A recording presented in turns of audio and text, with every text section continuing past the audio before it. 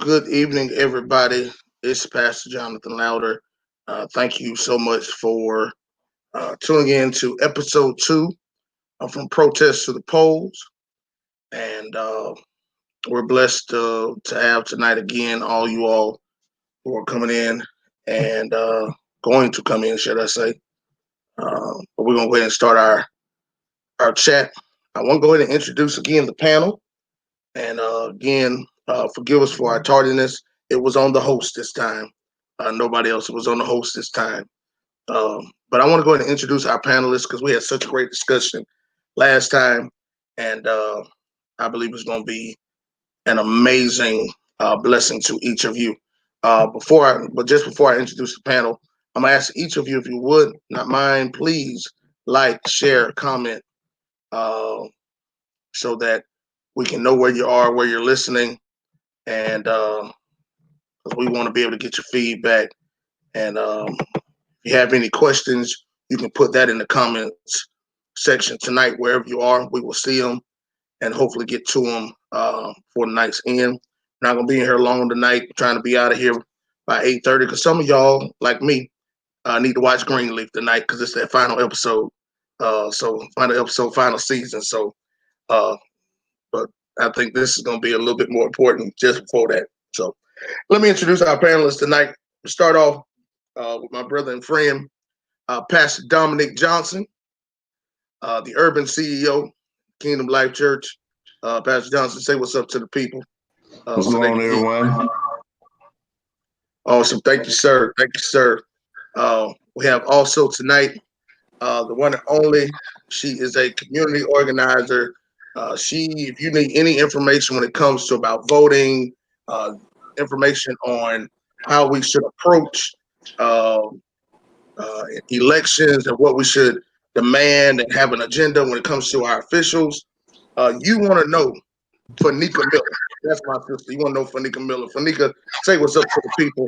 Let them know what you got. Oh, good afternoon, good people. Thank y'all for having me back. Excited to join tonight. Awesome. Thank you, Fanika. Thank you so much. Going down to South Georgia, Bacon in Georgia, that is. Baconton with a B. That's my friend and brother, the one and only, the guru. He should be the mayor of South Georgia, not just a city. He needs to be the mayor because he is the pastor of South Georgia. Baconton sits right outside Albany. My friend and brother, Pastor Craig E. Moore. Y'all say what's up to the people, man. Say what's up, Craig. Hey, everybody. Good evening. Good evening. Now, this next person I'm about to introduce, she shook up episode one because she took us in. When I say she took us in, took us to the trap, took us back to the church, took us back to the trap, and shut it down once again to the point that we had to bring her pastor on the line to hold her together tonight because she get loose. We're going to blame him.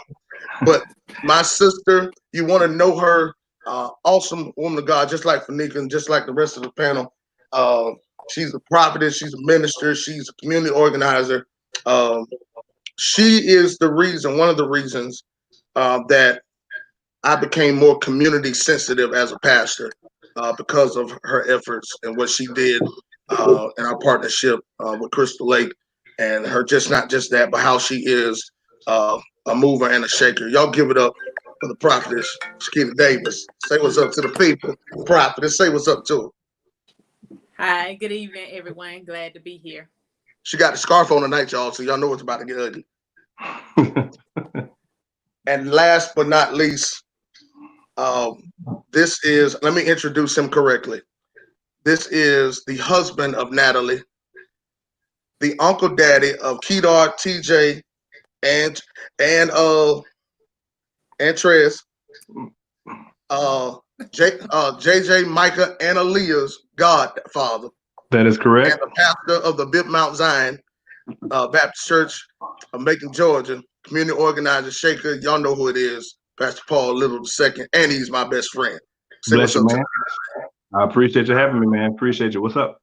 Man, appreciate y'all. So listen, and y'all know me. I'm Pastor Jonathan Louder, pastor of the Mount Zion Church of Bolingbrook. And last week was phenomenal. We have over 3,000 views from last week's episode.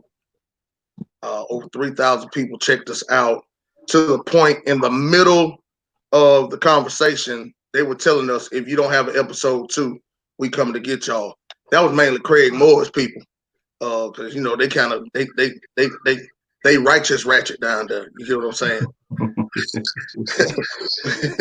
But last week we got to talking about so many things in regards to police brutality, our approach to not just why we protest, but also our reasoning behind the protest.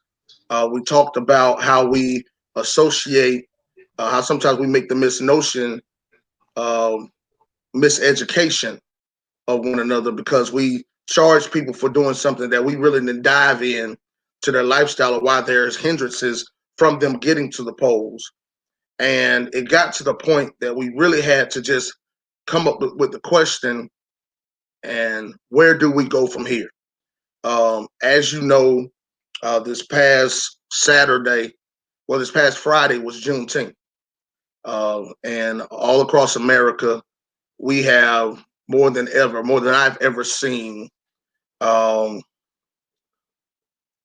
we as a people, as African Americans, we have been taking this more serious than ever, because of not just the significance of it, but because of the times that we're living in. But at the same reason, on Saturday, President of the United States had a grand opportunity to affirm that Black Lives Matter, but he was more concerned about the people who didn't show up to his rally, if you want to call it, because it was a waste of time and space. But that's a whole nother conversation. But That was a lock in. That was a lock in. Yeah, it was a lock in. There we go. That's good. That's a good way to put it. It was a lock in. And so, instead of answering questions that concern the community, seeing that he was not even he really has not taken anything serious about COVID-19, but had a chance to try to bring unity once again, but again, use more time to divide people with his answers and actions that we're not surprised by. So, in the midst of that, we know where his stance is politically, that it's all about him wanting to get reelected. But I think we need to answer the question tonight: what can we do as leaders to bridge the gap? Because we ended on this, and I think we need to start on this last week. Bridge the gap between the church and politics, to the point where people are thinking with their heart, not their bank account. People are thinking with what's best for the community, what's best for us as a people. And Shakita, I already see the wheels turning in your head, because I already know, I already can see it coming. And so I want to pose this question, start off with Pastor Johnson. How do we educate our people with the church's stance, especially the Black church stance, on bridging the gap between the church and politics? Where do we go from here and trying to educate our people with that? Well, I think if we're going to do that, and you talk about where do we, first of all, do you want me to answer the question, where do we go from here and move forward? Start there, and then. So here's the thing. First of all, we must first realize, where is here? Where are we? That's number one. And number two, there are three things. So there are 3 points of view right here. When you look at where do we go from here? So where is here? How do we get here? So that's insight, because I first need to know where I'm at before I can tell you where I'm going. Right. Number two, I think we need to do is use our hindsight, which is look at past movements, past things, analyze and critique those with love, so we can now say what worked back then and what didn't work, so we can move forward. So we're going to use our insight and our hindsight to give us foresight. And so once we flow and roll and all of that, I think what happens then, we develop a plan. So for me, I think at the end of the day, you come up with what does it mean, number one, to be the church, right? What is the church? So there's a lot of questions. I'm gonna probably pass this out. I'm probably gonna do the Socratic method more so, and then let my colleagues chime in. So first of all, what is the church? What is the purpose of the church? Right? And we can put black on into that, and I get that, but what's the purpose of the church, the ecclesia that Jesus started? What did it have to do with the polis of it day, or the polis of it day? And then once we move from there, how does that come out? Right? So what is the church? How is the church formed? What is it called to do in a city or community? But I don't want us to lose point from those three questions. Let's look, and I might not want to say the word critique. That might not be the good word as I'm thinking about. Probably should need for Nick and everybody. But let's analyze what former movements did well and didn't do so well. What were some hindrances? Now that's gonna give me some insight. But then we must have a foresight to add those two together. So here's another question, and we want to think about too. Does my sociology inform my theology, or does my theology inform my sociology? As we answer these questions. So that's what we got to start asking. I'm not trying to sound deep and all that, but this is how I think. So once I come in, if Jesus entered into my world and shaped it, then how do we as the body of Christ come into the world and shape it educationally, economically, politically, and all of that? So that's how I want to start it off and just leave it. I'm throwing an alley-oop. So that's what I want you to think. So I think we have so to answer your question real quick, I think we have to ask those questions first and then move into those answers. That's good, because we can't go from here without acknowledging where we are. And so we have to if it's almost like I can't expect a future if I don't first admit I'm in a present. My present, what's my present mindset? How did I get to this mindset?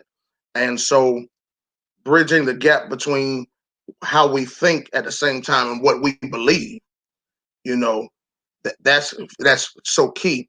Pastor Little, jump in right here, because so many people are really confused in this moment with trying to admit and acknowledge their reality, which is kind of getting them to lose insight and hope for something better.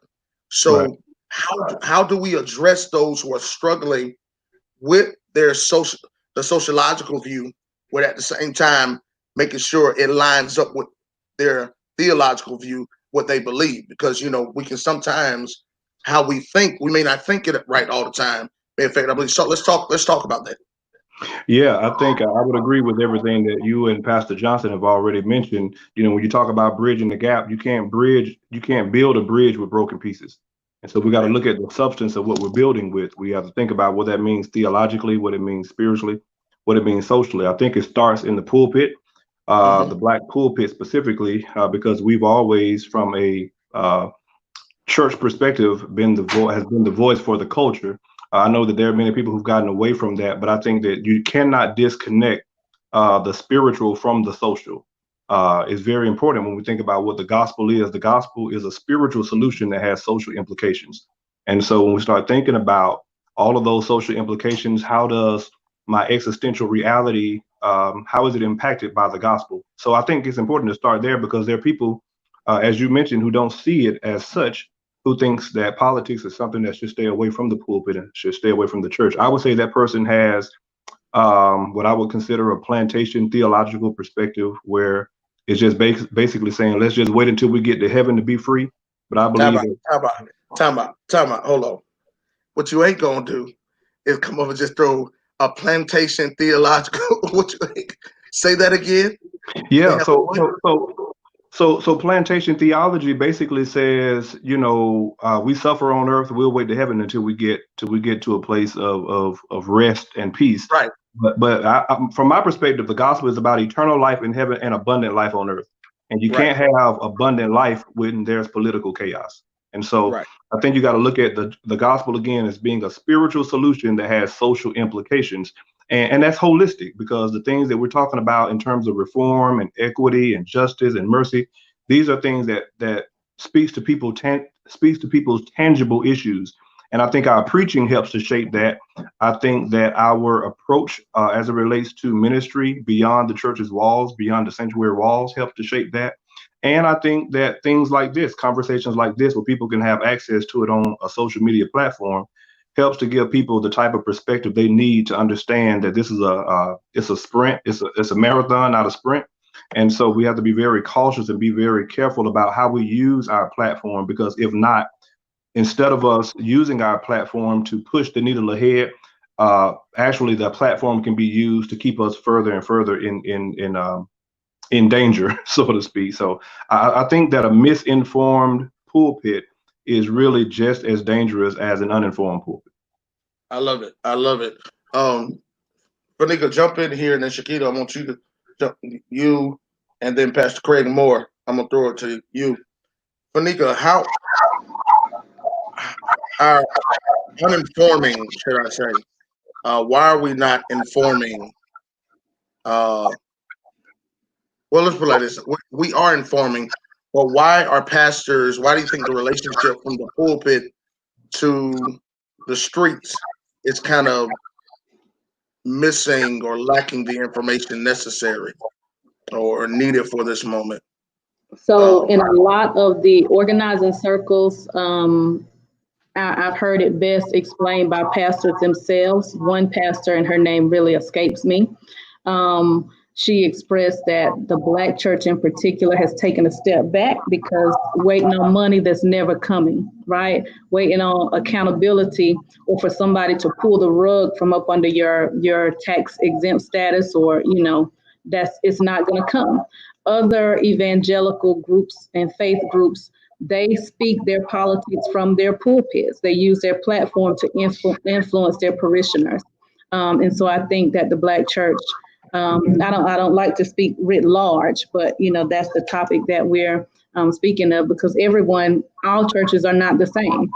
Some don't shy away from speaking politics in the church. Some don't shy away from getting involved in the community. Some are already doing what Killer Mike expressed that our community should do: plot, plan, strategize, organize, and mobilize, right? And so I think we have to do a better job of that. Every church, in my opinion, needs a civic engagement coordinator to head up their strategies, right? Because a lot of the disconnect comes from the education from members in our church. If I pulled up the numbers in any of the largest Black churches that we all choose to attend, I would guarantee you 85% of the time, only 1/3 of those members are voting consistently and are consistent voters.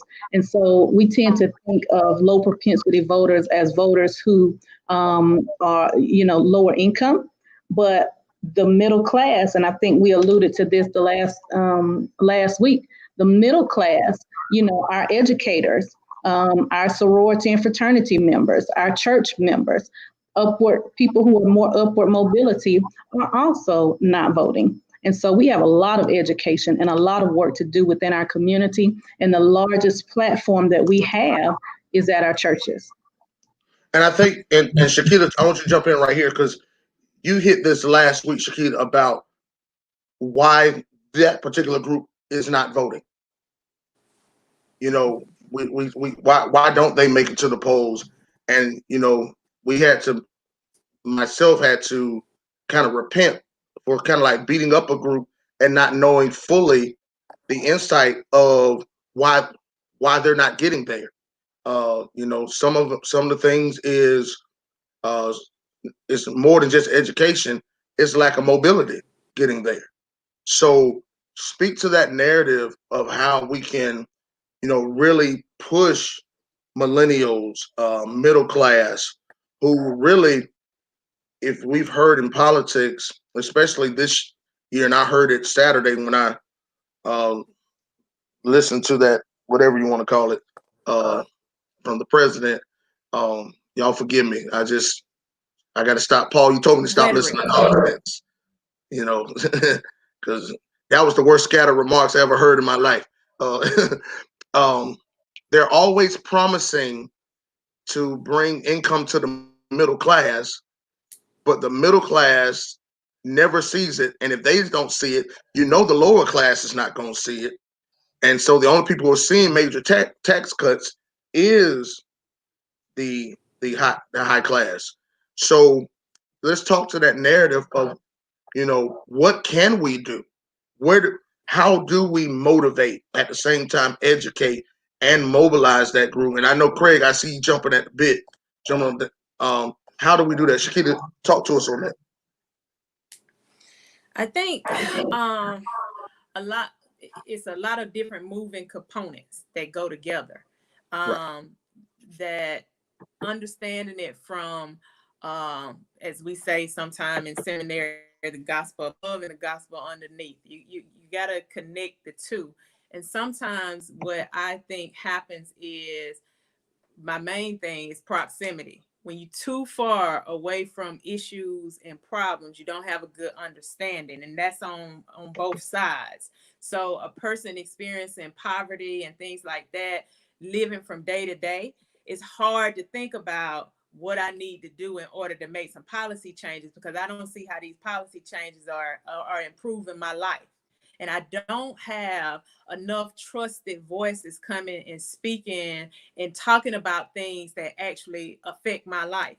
So if I come to church on Sunday morning and we get us a good praise and we get us a good shout and a couple of slang, and we get up, and I go home and I still don't have enough to pay my light bill. I still don't have they're talking about they won't give me days off so I can take care of my sick child who keep constantly having seizures at school. So you got real life scenarios. And right. One of the things that I have come to really seriously believe, that human suffering and theological silence is Christian malpractice. That's what we're doing. We don't hear enough of the addressing what's happening in our community, in our neighborhoods, what's happening among people of color, coming from a trusted voice. And this is what it says theologically, and then we're going to put action into it. So I think believe and I act. So we're going to put some action behind it. Here is the reason why I need to vote more, because this affects this and this affects that. It's not enough connection between the two. And until you can talk to me in terms that I understand, the same thing that we were doing with the census. We wanted to break down the census information on a dialect that you understand at your house. How does this affect me at my house? How does this affect my neighborhood? How does this affect my community? How does it affect my city and then affect my state? And like I said last week, if I don't hear from a politician until it's time for, I need your help on August the 11th. Well, I needed your help on January 1st. I needed your help when the rent is coming due and these moratoriums are getting ready to ask for the light bill. They're getting ready to ask for the water bill. They're getting ready to ask. And we already know that we don't have enough proper code enforcement and things like that with these landlords. So it's the rent due.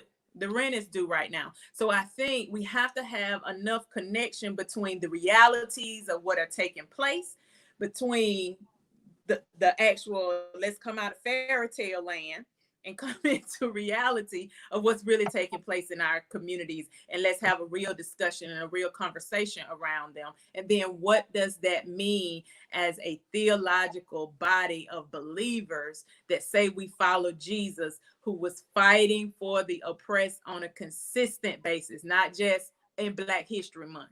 It wasn't in just Black History Month. It was on a consistent basis that we had something to say. That's good. There's Dr. Moore, jump in there, man.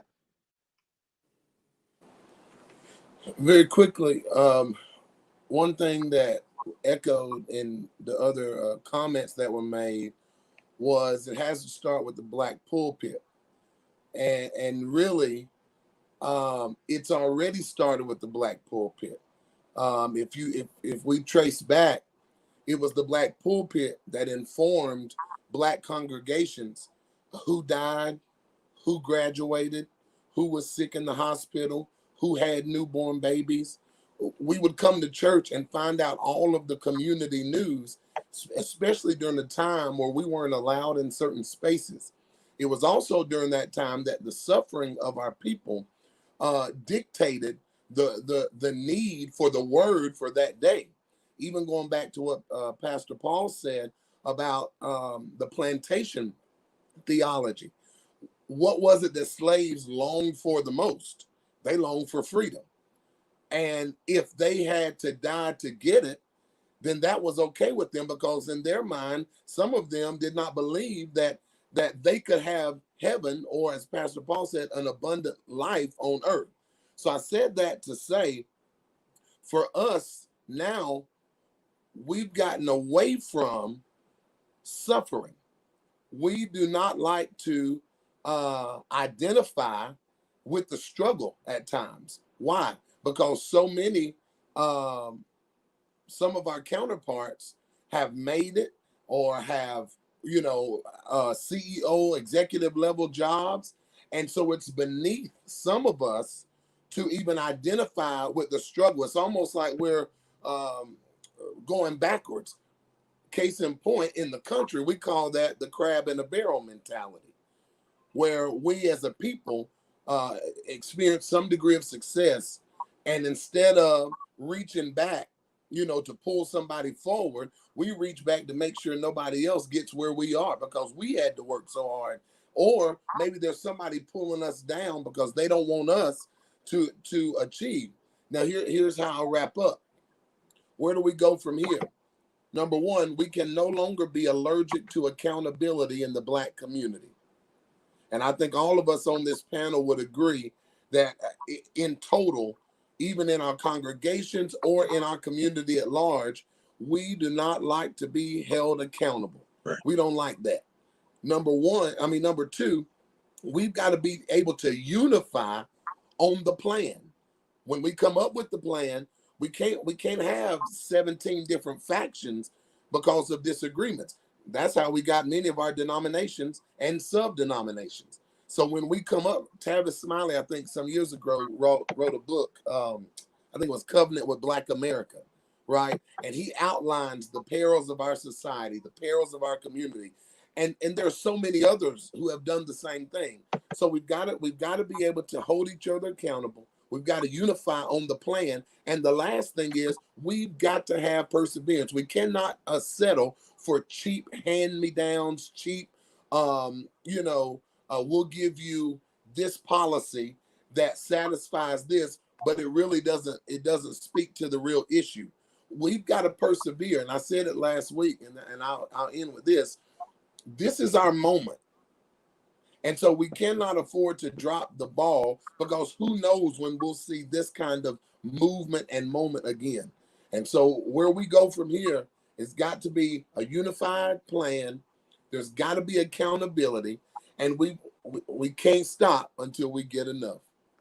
I agree so much with everything everybody said.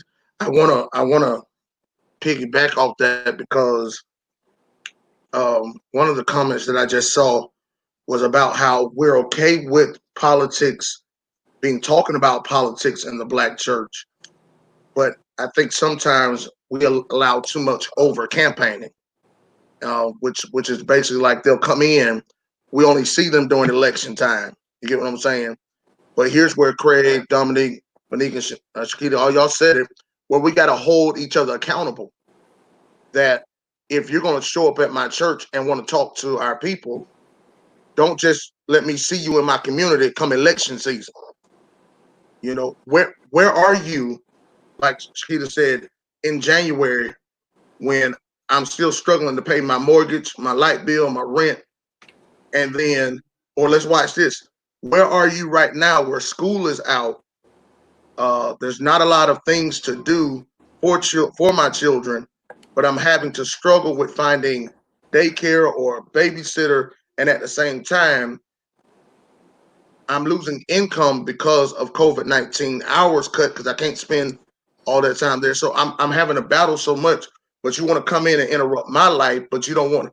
You're more concerned about my vote, but not about my everyday life. And I think we've got to start giving our people a voice by saying, hey, as much as we talk about everything else that makes us mad or ticks us off, or get on our nerves, we need to have that same vocality when it comes to this right here. If you can't show up in my pain, don't come trying to show up in my pleasure.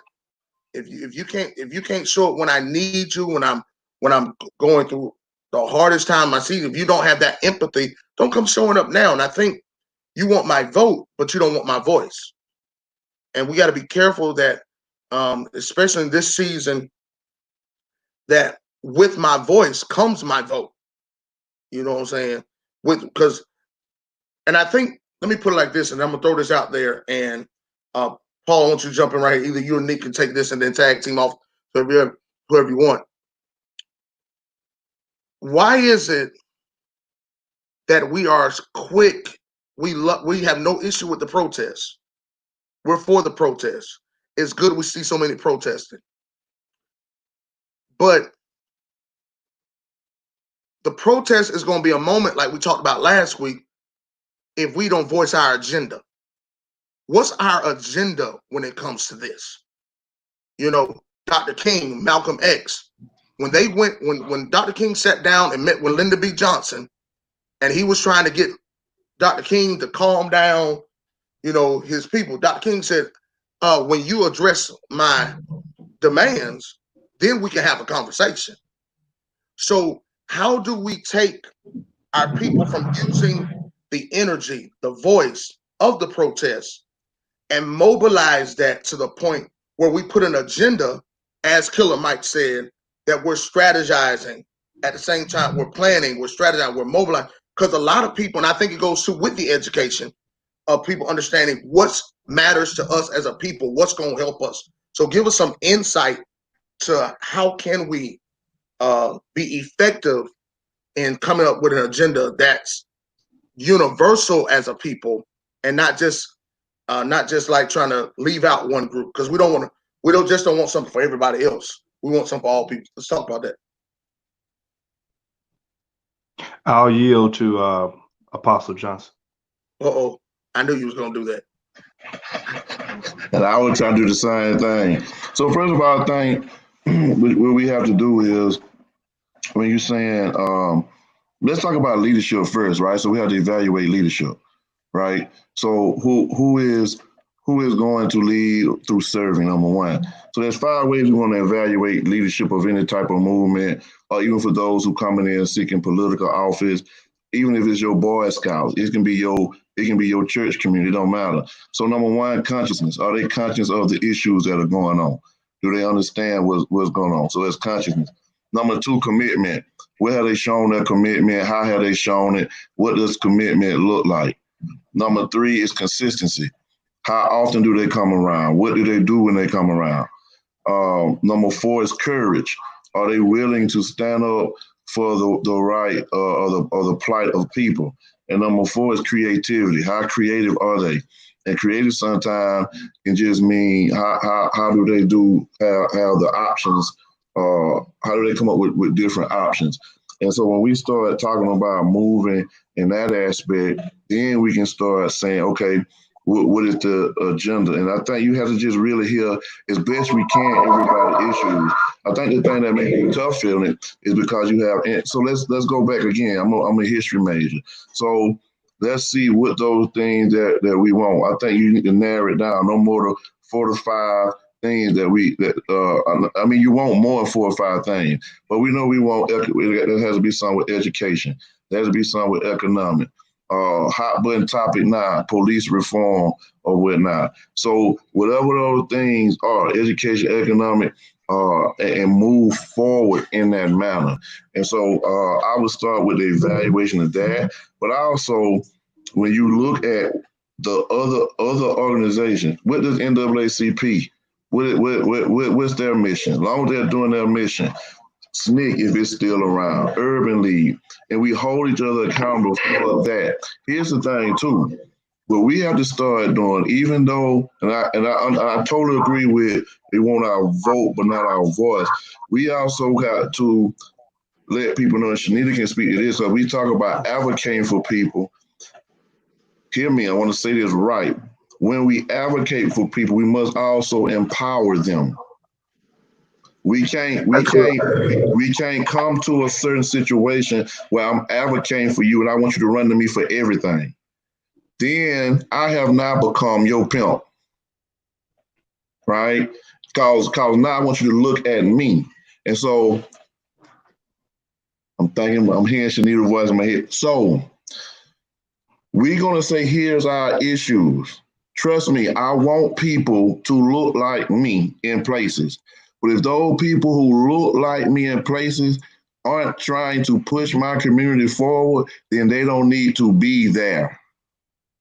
I want to say that. Yes, I want somebody who look and touch and feel like me. But if they aren't conscious, they not committed, they not consistent, they don't have the courage to say something, then they don't need to be there. That's just what it is. But I also know this. This we gotta do too. I'm sorry, I'm taking a little bit longer, Paul. Here we come, coming back to you. I also must realize this. Common sense tell me if I elect, let's say it's for Nika Shanita to the state house, I got to also realize they're handling that business up there. So back here, I got to handle the boots on the ground.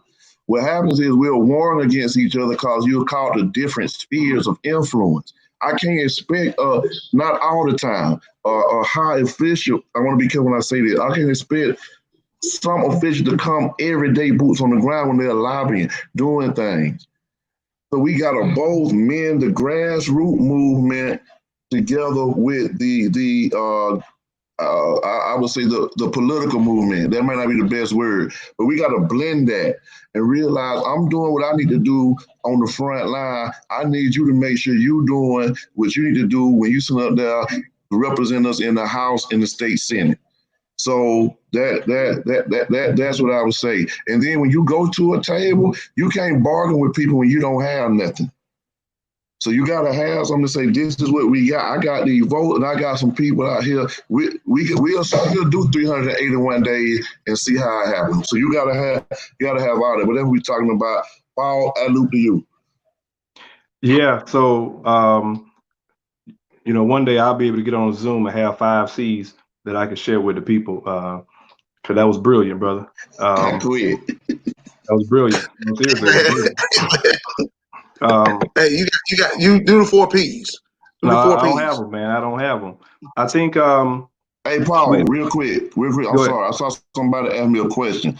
So, sister, here you go. That just asked me the question. I'm not talking about handling stuff in the White House. I'm talking about handling things when they get there, right? I'm back to the accountability. So I understand your question, but I'm just talking about the accountability of the people we put in action. What we'll do, we'll go vote and never go back to them again. And then get mad when they do certain things. So I understand your question, but I'm just saying whoever we vote in, we got to stay on them like Bro Craig said.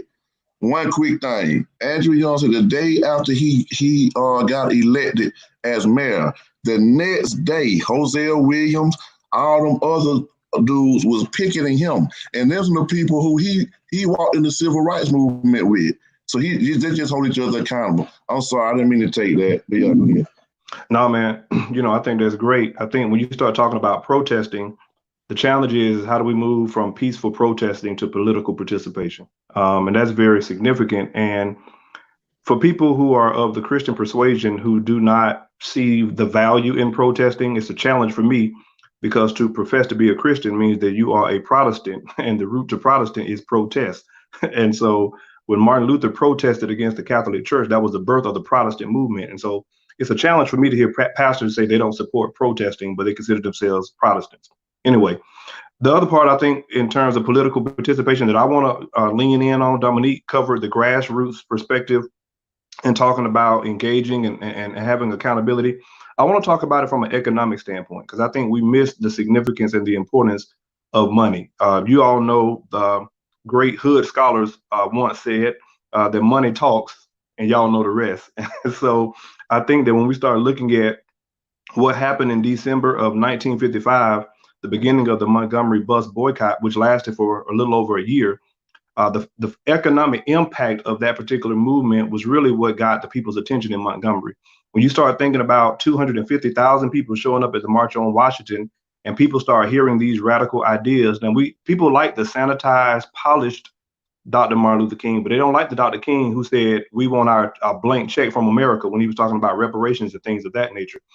Dr. King suffered assassination when he started talking about economic ideas. And so I think that we have to see a large part of our transformation as a society as being economics. We need some money. We need people who have some resources, who can come to the table, who can bring an agenda and some resources, because politicians and people in authority, they don't want to listen to broke people. And so we got to be willing to empower those who don't have the resources to be their voice, so that we can speak truth to power on behalf of the powerless, but it takes resources to do that. And I think a part of it is economics, and we can't get away from the importance of making sure that as we bring the agenda to the table, that we also have the resources to fund what it is that we're want to put in place. I love it. I love it. I love it. You need the Holy Ghost and some money. Right. Yeah. Well, and let me say this, because I see Pastor Slater, and again, Pastor Slater, who just chimed in. I want to make sure I'm clear, because I'm not saying that it's not one or the other. I'm saying that it starts with peaceful protesting and political participation. So I'm not suggesting that you choose one or the other. My point was that the protesting has its place, but also that the political participation has its place. So I'm saying it is both. So I understand what Pastor Slater is saying, but I want to make sure maybe I didn't say that clear enough. I'm saying that the peaceful protesting and the political participation goes hand in hand. And my emphasis on political participation is about the economics. We were just on a call a moment ago. Fanika was on this call as we were talking about politics. It was some other pastors. And one of the things that we ended the call with was the necessity of resources to help when it comes to campaigning and people wanting to hear our agenda, and sometimes how people miss out on opportunities to be in certain positions, even if they're more qualified. The money says a lot. That, to a lot of people that's in that system, the money says a lot. So we have people who are well qualified, but because they don't have the resources to get on the platform and to get on TV and to have the different campaign strategies in place, we miss opportunities to have good qualified people in. And so the other candidates end up buying those other individuals out because they have more resources, even if they're less qualified. So again, money talks, and y'all know the rest. And the reality is, that's the world we live in. Right. The world we live in. The Bible even says money answers all things. That's what the book says. And so money really is the motivation behind, a lot of the ones who end up getting political victory in politics. It's because money help push their narrative and push them to the place, push the vote. And it's almost, again, in Washington, in Atlanta, in any government locally, you're still going to hear about lobbyists. That's what lobbyists do. They take the backing with money, and they use it to push their agenda through. So they're using the dollar bill in order to hold that political candidate accountable, because they're saying, since my money helped you win, helped you get the votes, get to the areas where you weren't in, but still I helped, almost like I was the Robin to your Batman, going places where you couldn't go, waiting for you to come in and show up to do certain things. We've got to be careful, and we've also got to do what we have to do to help educate our people on the political end from a economic standpoint, like you said, Paul, because a lot of them, we see our voice not heard, but we got to understand most of the time it's not heard because the dollar is silencing the voice. They're more apt to listen to the one who, unfortunately, put in more, when it comes to building their campaign, their platform. And I want to challenge each of you, if you haven't, and even those who are watching us. There was a video of a pastor who was a white evangelical, and he actually came out and said what our president told them behind closed doors, according to the 2016 election. And everything he told them, he basically did it to get their support, to get their people to vote for him, to get it was a Christian agenda, and he would basically say, I'll do it and push it as long as you get me the votes. And what has happened? The total opposite has happened, or certain things may have happened that was more important on his agenda. And so we've got to teach people that, hey, you're right, Paul. Money talks. The rest of the rest of it. But at the same time, if my money is talking, the reason it's talking because I'm going through the BS. Mm-hmm. I'm experiencing this in my life, and so Craig, help us right here. And Shakita, you jump in there too, and Fanika can do this too because this also goes. Watch this. We had a question earlier. I didn't post it up yet. Also talks about those who may have been in the who are felons, how their voices are not being heard because they really don't know if they can vote or not. Snoop D-O-double-G just found out recently he can vote. Wanna know why? Because in the state of California, the law changed. To where felons, and he was like, "Oh, I'm gonna do my part," and because again, the law changed and it works on his behalf now where he can. So, talk to us how we can move our people and take the resources that we have to educate, but at the same time mobilize not the moment, but the movement to get to where we're trying to get to as a people. A couple of things that, two things in particular. Number one, I've often heard it said, if you are looking for a place to serve or plug in the church, you start with the place that gets on your nerves the most, because that's the place that you are probably passionate about. If you don't think the ushers are smiling enough, you go be an usher and you smile because you care enough to critique or criticize. The other thing that pops in my mind, and I'll bring the two together, is that we are on this panel for the second time because obviously we care, right?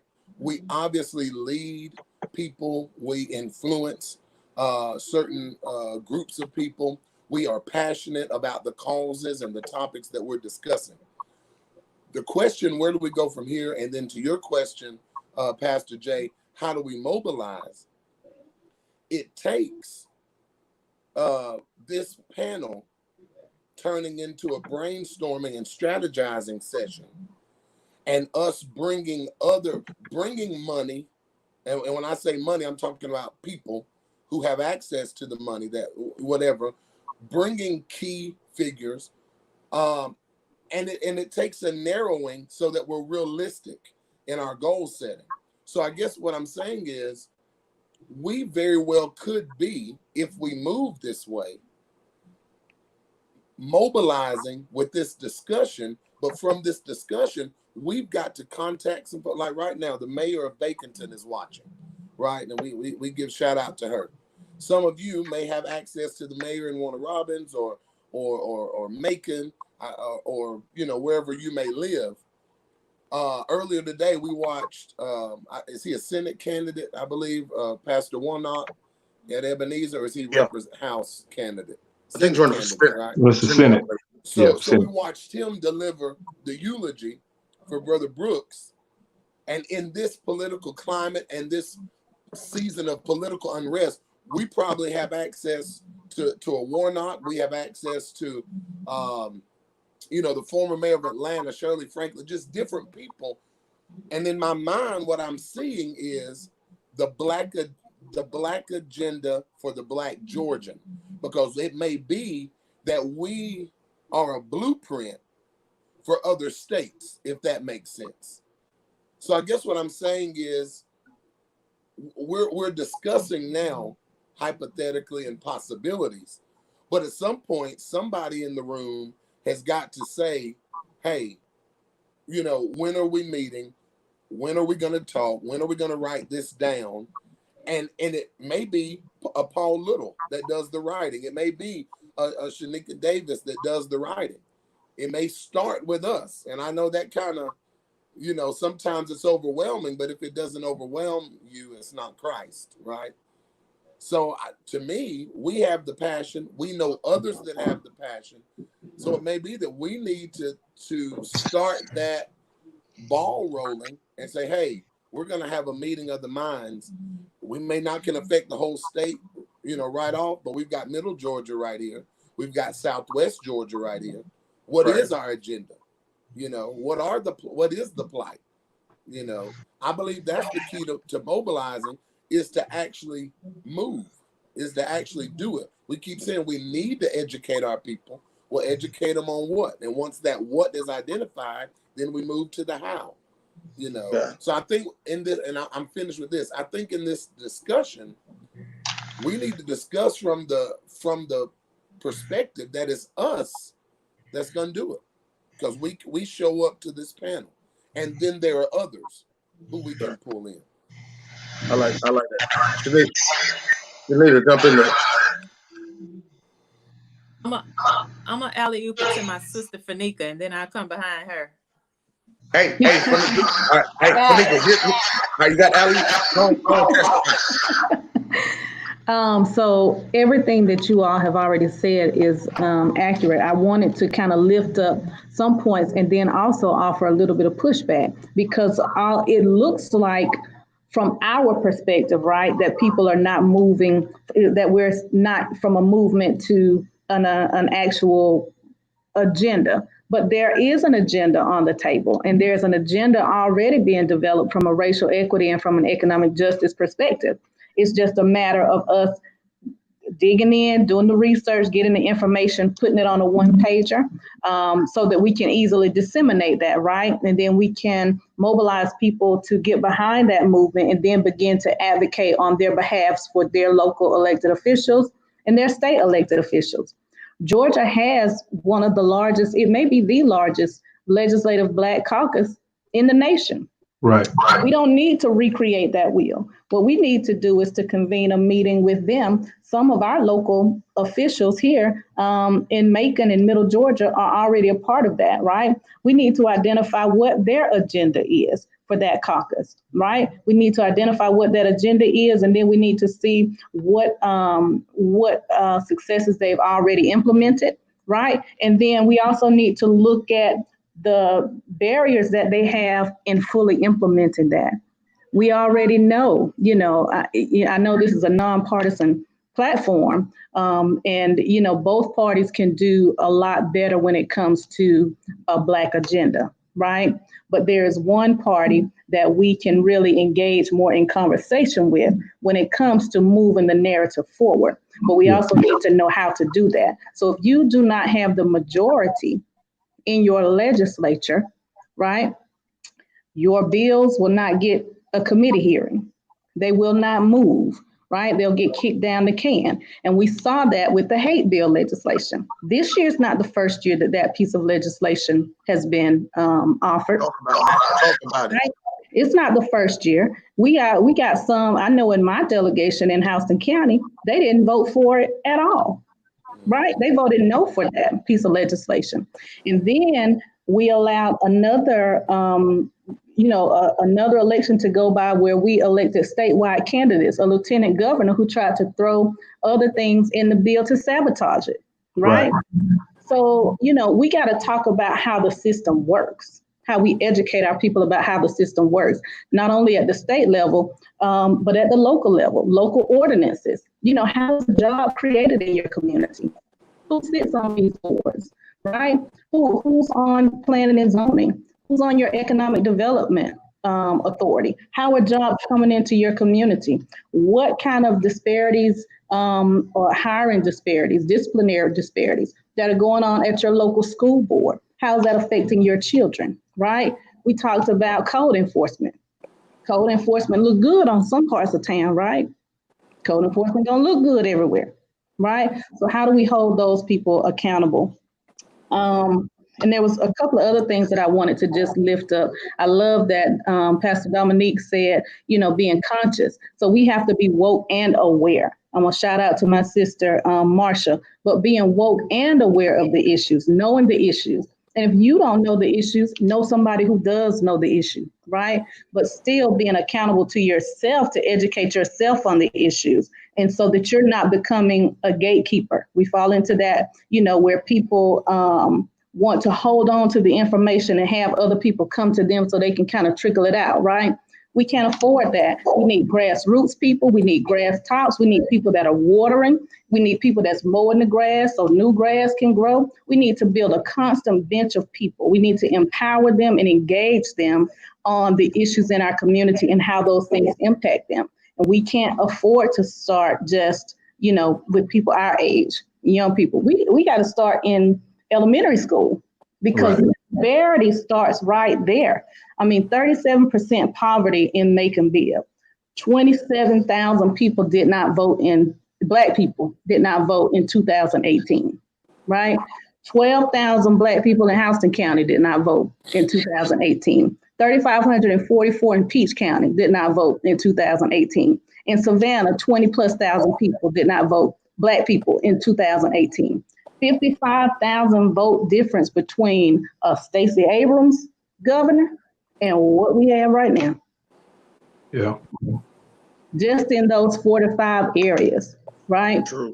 So educating people on what they can do, assessing the landscape, right? If we get back to the Black church, does the church know how their members are living? Yeah. People That's in the community that's is that's good. Fanika, let me throw this in there too because this question came up,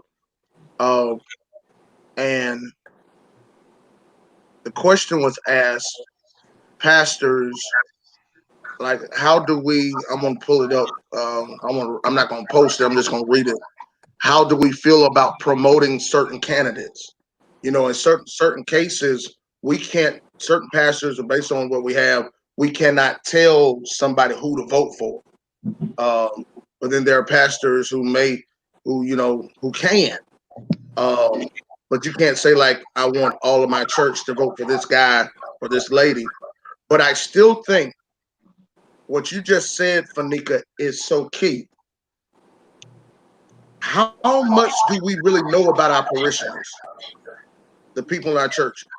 How, I mean, even Jesus was touchable to the point mhm, that he knew the people. Yeah, he knew everybody because he's God, but as a human being, he was so in touch with them that they still could touch him. Yeah. It's almost like, you know, we're having to deal with. We want people to sow into our churches, but we're not making the investment unto the sowers and even those who don't have the ability to sow. You get what Yeah. I'm saying? It's almost like we have to struggle with the concern, and Paul, I'm gonna jump this to you. We have to struggle with the concern that, and this is not all pastors. There are some pastors, the only people who matter to them are the ones they see. Don't And forget that's, about Shanita. I know, Shanita. I'm sorry. Shanita, All I want to say go, is, go, who go makes ahead. up the majority of the members in these congregations? Who makes up the majority of the members in these congregations? That's Black Stop. women, Don't right? you stop. Black women. Don't you start. When you talk about economic disparity, when you talk about economic injustice, you talk about these sisters working these low wage service jobs. You talk about these Yes, sisters we there. getting access to house care, child care, and housing. You talk about these sisters putting money on people, on their sons and their brothers and their cousins' books at these jails. These Black women are making the world go round. You understand what I'm saying? I'm sorry. So I just I want to can't argue. But I can't argue with you. I can't look. You're right. None of us are arguing here. And Shanita, you got to give your 2 cents in with your pastor. It's true. Yeah, it's true. I'm just Shanita, saying, salute. come on. Yeah. So come on now. It Don't be quiet tonight. to go along with one of the things that Fanika was saying, as we understand that it has to be multiple levels of movement. So as I mentioned, it's all different kind of parts and components. You got that federal level movement, you get the state, and then local.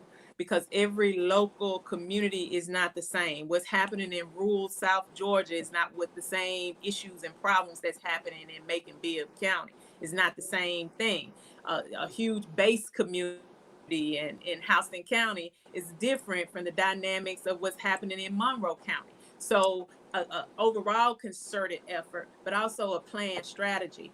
One of the things that's very disheartening is that even we feel, I'm not gonna say we, some feel as if we as a people are not smart enough to think for ourselves. So you won't give me the information so I can make an informed decision. You just do it all for me. So I have to keep coming back to you instead of taking the time to educate me and show me the way so that I can be empowered.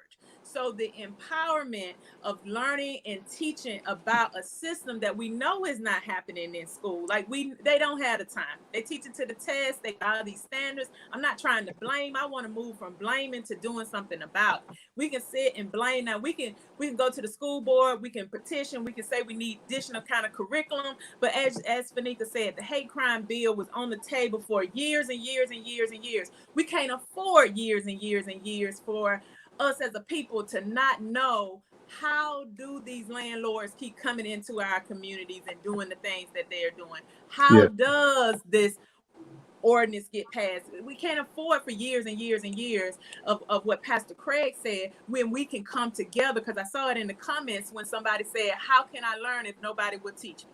Because it's the truth that some people they really do want to know. And if you set up the place and you give the opportunity for people to learn and become empowered and engaged of what Pastor Craig said again, this is the time. This is the time to say, when 2024 comes back around, there's going to be a slew of ready leaders that's ready to challenge you by asking you questions, because Corona's going to be gone. And I'm going to stand up in a town hall meeting and I'm going to ask you a question about what are your plans to ensure that when I bring thousands of jobs into the community, that we have the skill set, because you knew the skill set that needed to be had before this job came into this community. So why we would not empowering and educating people, because I knew that this was the pipeline that was coming into our community. So we have to move from being slave holders of the knowledge and be willing to disseminate it. So you can't keep all the power. It's not yours to have in the first beginning. People perish because of a lack of knowledge. It's time for us to empower one another from the grassroots levels of these Black women, of what Fanika says, that a group of us will come together and get the knowledge and the information, and we'll disseminate it at the cookout. Listen, at the cookout, I need 15 minutes before we can go back to electric slide or whatever the latest line dance is. I need 15 minutes. This is what's happening, and I need $20 to go into the fund that go along for what we're doing for economic empowerment. So either we have to decide that we're going to come out of our think tank and we're going to the hood and we're going to set up a think tank on the corner. Now we're talking. Talk about this is how City Hall works. I want everybody bring your notebook, your smart tablet, your device, whatever. This is how it works. This is when the meetings is held. This is how you get up to make a public comment. Well, let's do a test run. Let's do a test run. Put your name on the thing. They're going to call your name. So you got to go through the whole thing because they didn't know. And this is what our ancestors did. One went out, learned how to read, and came back. SKY. What does that spell? You seen the color purple sky. It's time to teach our people how to. Okay, I'm done. Hold on. Wait. Now, Craig.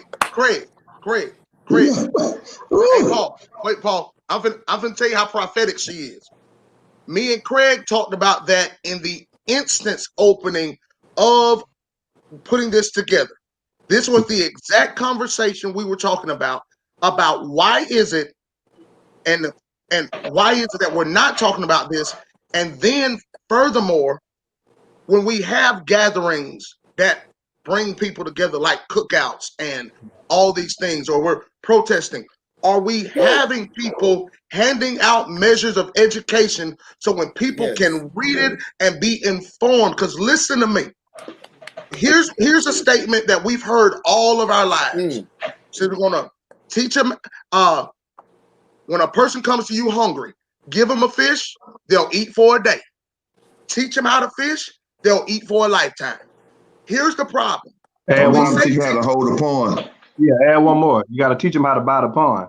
Yes. Hey, hold on. Wait, see, now that's where I'm going. We know. Hey, it's just not buying the pond. Hey, check this out. I just don't need to buy the pond, but I also need to make sure I got contracts with those who can fill it. Mama. Because if I have not put myself in a position to not just be a giver, but to make other people become entrepreneurs for themselves, then I'm not doing nothing. I'm not educated. It's like this. If I can throw this out there, a free plug. Paul knows this. I've talked to him about it. I'm getting ready to start my own nonprofit organization called Five Smooth Stones. If I'm going to brand it, why am I going to go to somebody outside who doesn't have a clue of what I'm trying to do with this, when I can go right to somebody I'm in connection with and say, here's what I'm doing. I'm sowing into your business, not just because you're Black owned, but I see what you're doing. You're replicating more out of it. Right. To bring back into our people. And then now I can learn from you and do it even through this and offer it. And then when I'm sitting at the cookout talking about, the latest fad or what's going on, I can say, hey, you know what? Let's take 15 minutes and talk about this election process. Absolutely. Let's talk about how we're gonna grow this.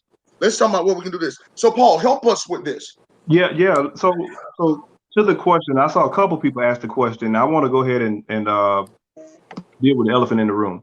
So for those of you who don't know, Dominique and I oftentimes get bashed, if you will, because we don't publicly endorse candidates. But the issue is that add me in there. Right. But here's the thing. I want to say this because I can work with anybody on any side to affect change in the community.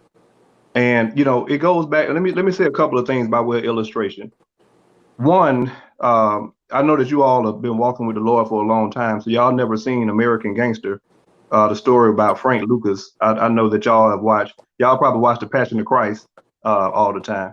But there's a wonderful movie called American Gangster, and Denzel says this: the loudest person in the room is normally the weakest person in the room.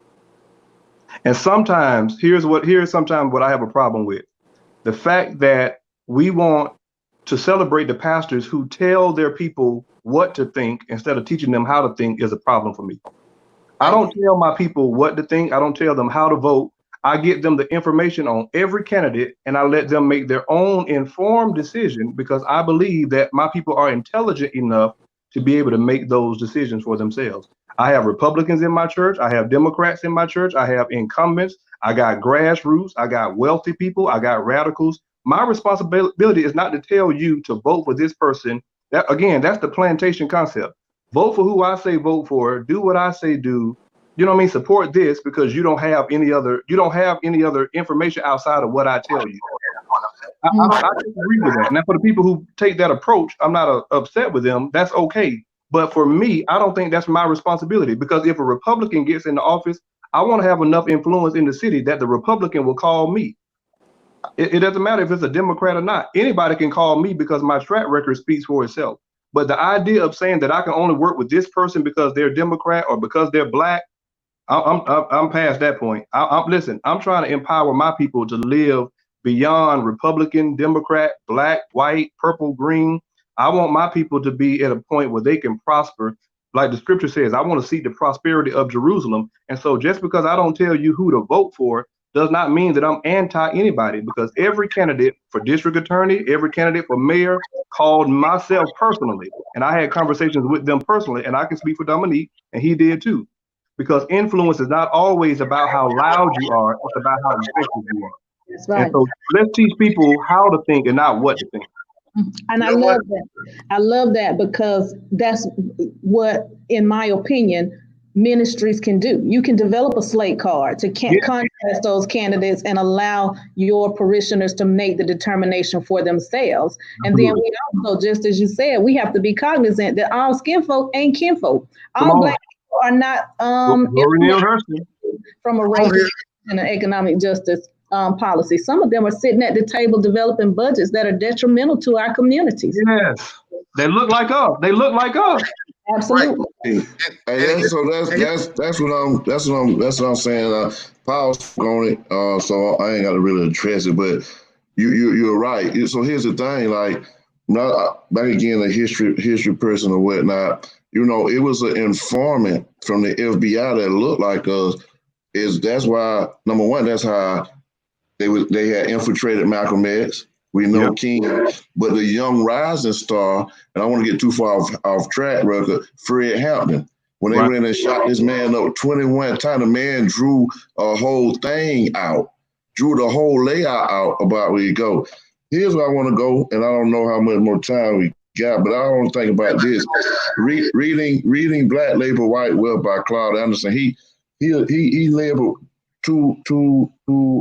just two failures. He believed it was four, but two. One of them was kind of like what Pastor Creek and everybody been talking about really moving forward from civil rights to civil rights. But he said what happened is, and Shanita and I talk about this a lot of time too, there was no national plan, but let's take off national. There was no plan to help develop leaders. And so what happens is nobody give up the game. So when we get in there, we start talking about people, they don't know what they're doing, but you hadn't reached back, mentored anybody. And so now, particularly, I don't know, Nika's them what they call it, charter or whatnot. But now we got 3 term limits. And so now sometimes, and now I'm not against them getting on, I'm big on honor. Hear me when I say this. I'm big on honor. But now you have people who want you to come like kiss the ring before they give you any information. And somebody got to have the foresight to see this is a young cat right here. He's seeing good. Let me bring him up under my wing. Not clone myself in him, but at least give him parts of the game. But here's the thing. The old players used to do that to younger players coming up, and now we get in politics and forget to do it. Right. We get in certain positions and forget to do it. Like, let me put you up on game. You know what I'm saying? Here's what it is. Even if they don't come in politics, even just some type of leadership thing, period. And so at the end of the day, that's what we had. And I give a shameless plug on here. That's how the Urban Complete Count Committee got started for us. As a group of us got together, we were thinking the think tank, like Shanita said. We said, in 2 years, here's what's coming up. In 2 years, here's what's coming up. Boom, we need to talk about the census. We started working on something for the census. Get what we had it. It don't matter who became the face of it. Shanita ended up becoming the face of it. That's cool. Run it. She's a sister, like Fanika say. It's the sister's time. Sometimes we got to deal with everything in the room. We got to deal with everything in the room to move forward. I'm not gonna say toxic masculinity. I don't know what that is too much. I'm you know what I'm saying? But we got to deal with some patriarchal stuff. We got to deal with a whole bunch of stuff that's hindering us so we can move forward. And we got to just realize, look, we may disagree on those issues, but once again, this is what all of us are talking about. Here are the top 5 to 6 things we're going to work on. And this is what it is. And guess what? That's what whoever candidate or whatever. Because it's going to be 2 things, and I'm out. I hope I'm out. When you're looking at this, when you're looking at this, and I use this, ethos, pathos, and logos. Yeah. So when you're talking about ethos, pathos, logos, your ethos, and this is Socrates, rhetorical, whatever. I'm going to make it plain for the people, whatever. Hear me. I'm dealing with my ethics. It's my credibility. And so I'm looking for all three. Are you credible again? Here goes something else you want to look at it, right? My patho, are you even spirited or emotional? My logo, is it rational? That's data, that's all that.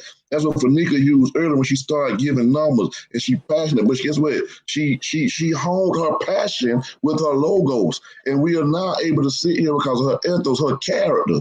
And so what happens is that's what we need. We have some people who full of pathos, they full of passion, full of this. They have no logic, and people don't trust them. Then you have people who may have full of logic. They got no passion and they character stinking. So we try to, and then you got some people who guess what? You got people who, at the end of the day, their character may be good. They got great ethos, but they ain't got no brain in their head and they ain't got no passion. And so at the end of the day, we need at least all three to move forward and to deal with that. And at the end of the day, like I rock and roll with whoever. But so here's the thing. Don't get in your flesh, Nick. Now let me say it like this. Get in it. Everybody want to know where I'm at. And I'm not saying come see me. Look at where my work is at. That's all I'm saying. If anybody want to know, I'm not trying to prove to nobody. Shanita, please don't spank me later on. All I'm saying though, Pastor Moore, is look with the work that we are doing and where it's at. I just don't do it, to be honest. Let me come back, I will address it. I necessarily don't do it because it was a scripture that got highlighted to me. And I'm going to go to my theological point here. And I don't know why God gave me this, but since I'm a pastor, I can talk in this manner. When I came on, God said, concerning dealing with politics, this is what you say. When Joshua got to the thing, I know we don't want to be too churchy. Joshua asked that angel, whose side you on? Joshua asked this angel, whose side you on? He said, neither, I'm on the Lord's. I came to take over. I'm kingdom. Kingdom. Neither one of these parties don't really fit who I really am.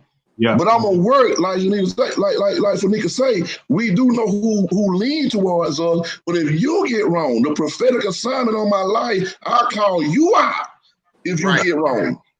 So that's all I'm saying. I don't want to get too preachy in here, but at the end of the day, that's the power of the black pulpit. I can't be bought from nobody. Hey, Nick. At the end of the day, my mom, dad, my family, everybody got to know who it is. Watch this. Hey, Nick, to back you up. I'm sorry. No, Nick, to back you up, here it is. I need everybody to hear when I say this. When a king needed some direction, he always went to the prophet. Absolutely. Now, when the king needed correction, God always sent the prophet to the king. So basically what it's saying is your correction and your encouragement, your criticism and your celebration lies in your connection. Yeah. Prophet. And some people, watch this, Craig. And some people don't want a PROPHET. They just want a PROFIT. And you will always want to profit off my people if you can't handle the word and accountability that comes with having to deal with my people. Lord have mercy. Because you ain't gonna, I need, look here. Neek said it correctly. If you want to know who he is, look where he's at. His word, his works, and his word match. And they speak. If you gonna come for him, you gotta come for us. If you gonna come with what Paul Little is doing, you gotta come for us. If you want to come for what Craig Moore is doing, you gotta come for us. If you want to come from Shakita Davis and Fanika Miller, you gotta come for us. Because here's the thing. We're not out trying to make a profit off our people. We're trying to get a word to our people so that they can be empowered and walk out their divine destiny. And the only people who don't want you to live are people who will keep feeding you death. Wow. Hey man, let me add Pastor Moore, I'm finna pass it to you. Go ahead. Please do not miss this moment, man. That's all I got to say. It's heavy on me. The Don't spirit. miss the moment. Yes. Don't miss the moment. And watch this. I'm gonna go back to this. My passion does not take off my logo. I just want people to understand. Sometimes, man, the smoke screen will come up and we miss it. We just miss it, man. Just let everybody flow in their vein and their grace. You know what I'm saying? Let everybody flow in their lane and their grace, and then what we'll do, we'll end up counseling out people who can literally help us. That's all. That's all I'm saying. Go ahead, Pastor Moore, because I know you've been trying to get in. That's all. No, that is the prophetic word that has been just in my heart even since last week. Is we cannot afford to miss this moment. I said that last week, and I said it again tonight. And you're exactly right with that. But to add, to stick a pin in what Pastor Jay just said, I just read a statistic the other day. Guess which party has the highest percentage of neutrality on religion? So the Republican Party has a higher percentage of being religion friendly. Trump supporters have a high percentage of being religion friendly. It's the Democratic Party that is like 43% neutral when it comes to religion. So historically, we as a people gravitate toward, obviously, the Democratic Party, but sometimes the hand that's feeding you put poison in the food. And I'm gonna leave that right there. That's why you've got to be open. You've got to be open, as Pastor Paul said. It don't matter who it is. It could be a Democrat, a Libertarian, a Republican, a Universal Unitarian. It doesn't matter who it is, right? You want them to call you because you've got influence. Right. And sometimes the friendlies are the worst oppressors. You can't have the wool pulled over your eyes. And it's because we have a right concern for the people of God. Informed, educated, prepared, ready to move. That's the right concern, is empowering God's people. And that's really the platform. What is it? What areas do we need to speak to? What areas do we need to educate in? That's key. See, this is why, again, this platform tonight, talking about where do we go from here. This is where this is what we were talking about. Because everybody has to understand and needs to understand that we're not trying to sit just at one table. We're trying to make an open table with seats there filled with people who want to work to change the narrative, to empower, to educate, to influence, to give economic freedom to teach. These are what we're trying to do. And see, we're always talking about, promoting from within. Well, if you don't educate within, there will be nothing to promote from within. If we don't encourage from within, don't get mad when they leave and go seek it somewhere else. It's been said that the church is the number one place who'll kill its wounded. Well, for so long in our community, we've been dealing with wounded people, but instead of bringing life back to them, we've been mishandling them. We've been more concerned. Not everybody, but some of us have been more concerned about the fact that our hangups aren't their hangups, and where they live, the side of town they live on. Well, I left there. My dad used to always tell me, if you can't go back and help where you came from, you weren't being noticed or recognized from where you came from. Stop asking people to give you a day and you can't even give them a minute.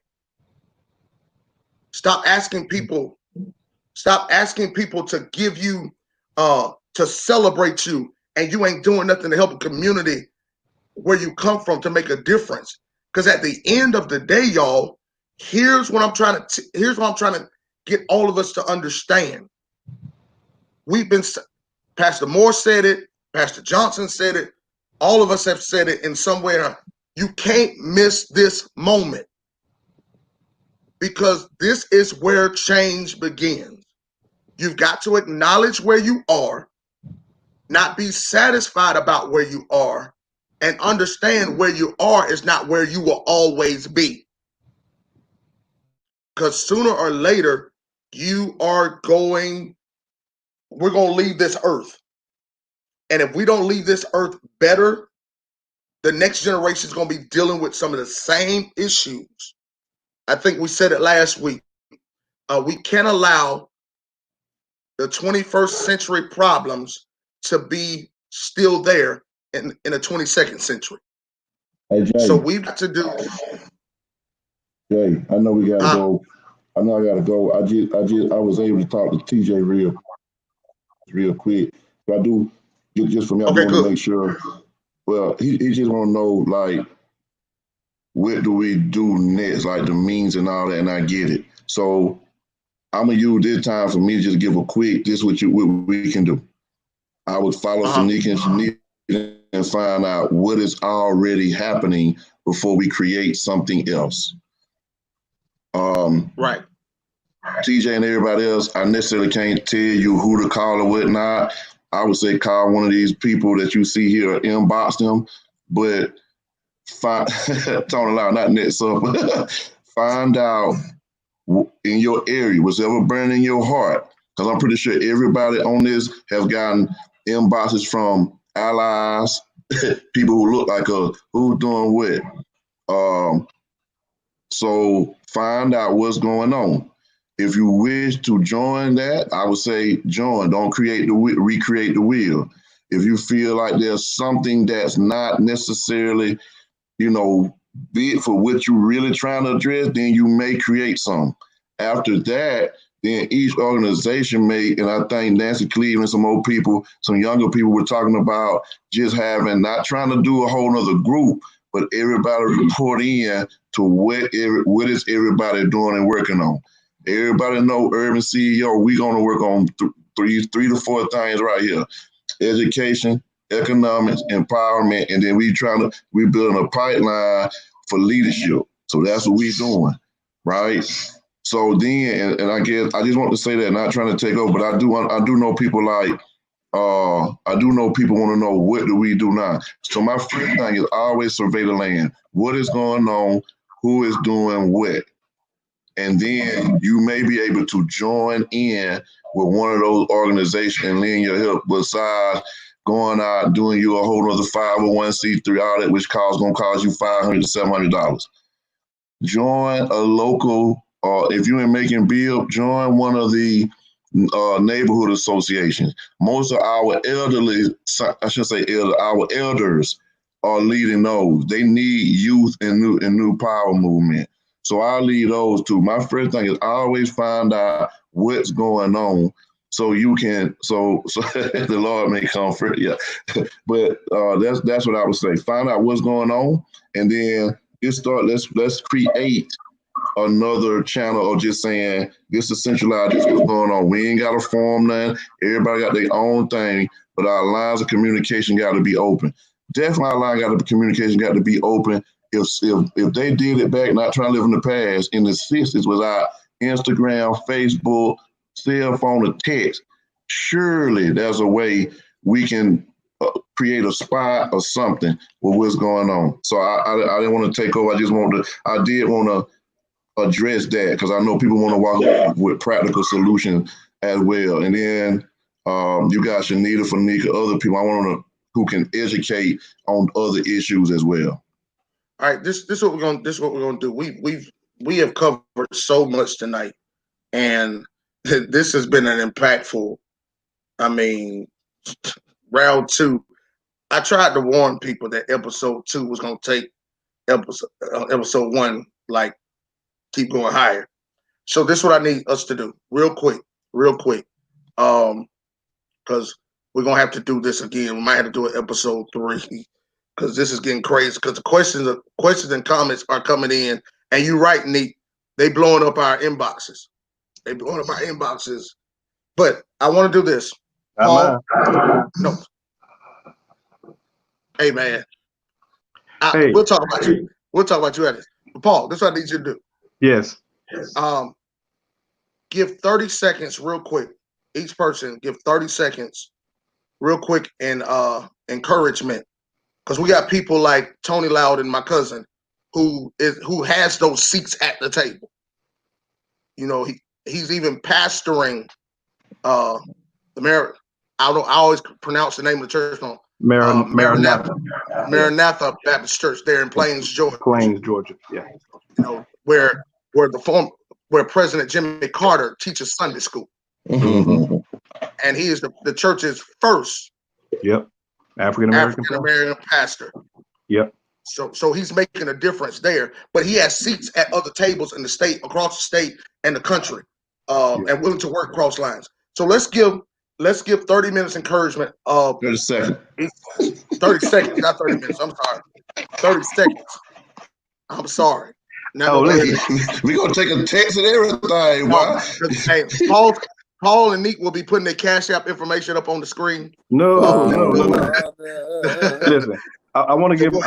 I normally say ladies first, but I want to say something about the ladies, and so if I can give mine, and then I need to jump off because I don't want to be deep and spiritual. My wife made spaghetti, and I'm hungry. Okay, so my mama did too. So bless your heart.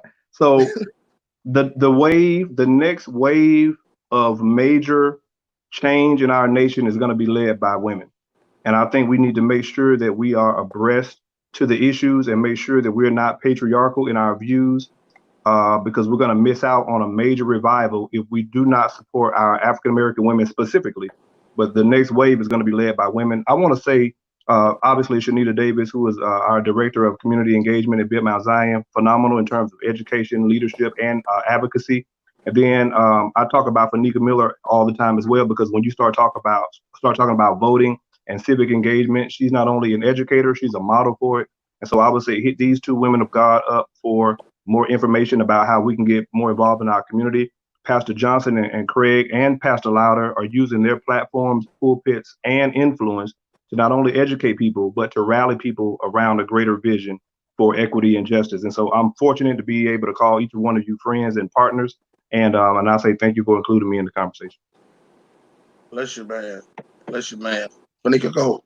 Pat that spaghetti, Charlotte. Peace. Peace, man. My 30 seconds is just kind of to recap, having a civic engagement coordinator, assessing the landscape, being woke and aware, making sure that we're holding individuals accountable to build power with us and not over us. When we come back, if we're fortunate to come back again, I recommend that we come forth with a written down agenda and a resource list so people know where they can connect and how they can live within their local community. And then just, look past the lip service and look at the budgets of these people who are sitting at these tables, because your budget will tell a lot about your priorities and whether you are really implementing policies or committed to implementing policies from a racial justice lens and an economic justice perspective. Thank you so much. Thank you so much. Shanita. Are we coming back? Yeah, we come Yes, back. We come back. We come back Tuesday. Next Tuesday? Yeah, we come back next Tuesday. We come back next Tuesday. Cause I got to deal with. I got to do manhood Mondays. So go ahead, Shanita. Oh, we're coming back at 7:28. 7:28.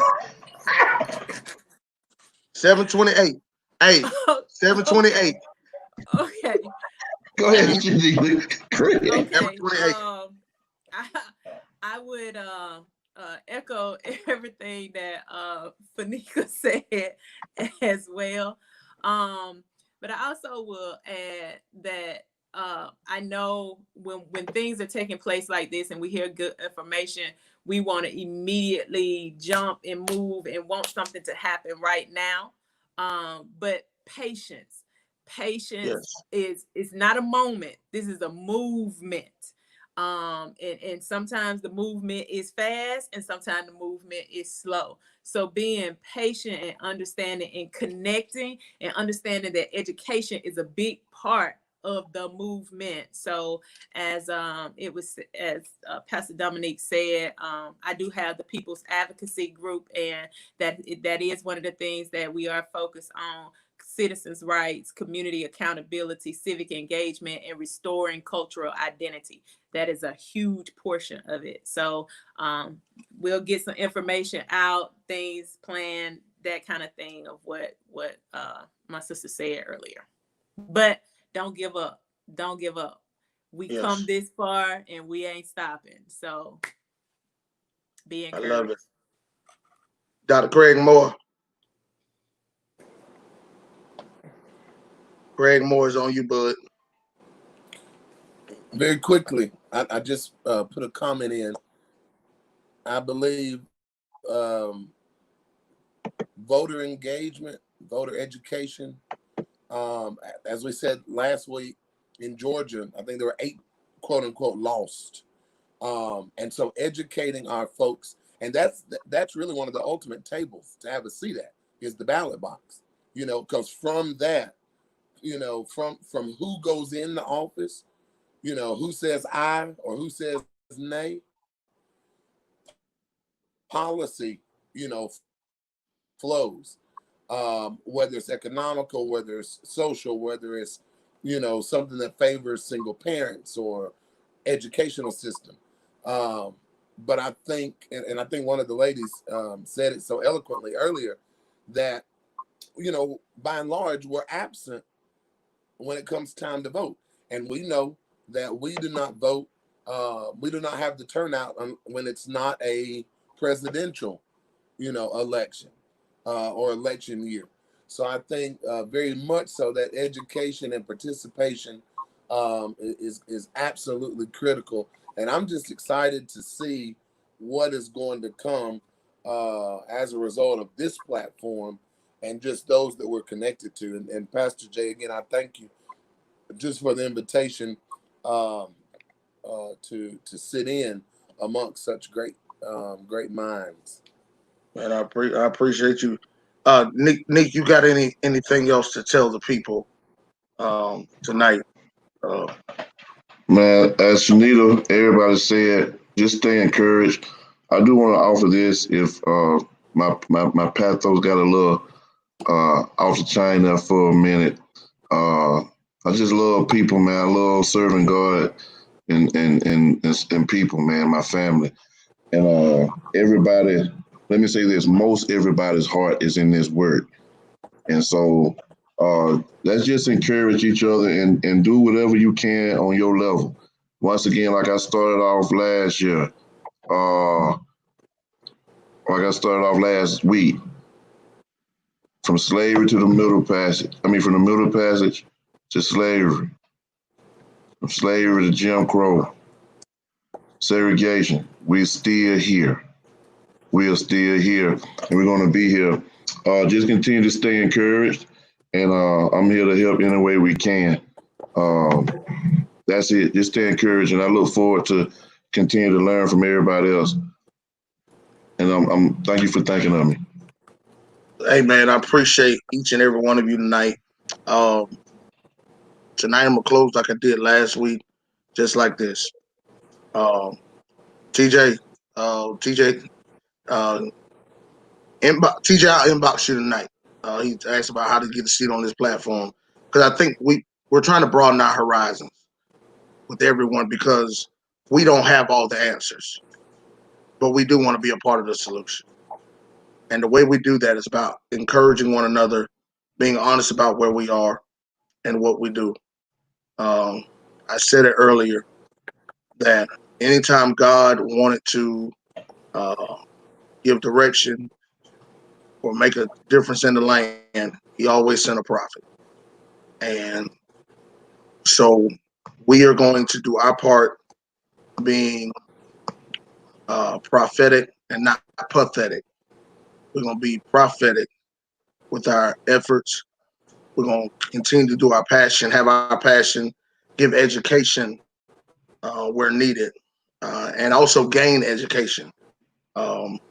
Again, I don't have all the answers, but I'm glad I do know people like Pastor Johnson, Fanika Miller, Pastor Moore, Prophet David, and Pastor Paul Little, who I can go to, ask questions, get information. We're praying for each of you. Stay encouraged. If we didn't get to your questions tonight, I promise you, we are going to get to your questions next week, and also going to come with the agenda, some things that we're going to talk about throughout this week from now and then that we can really address, especially pushing our sisters to really take, not just take the mantle, but pushing them to continue to press the mantle forward. Because a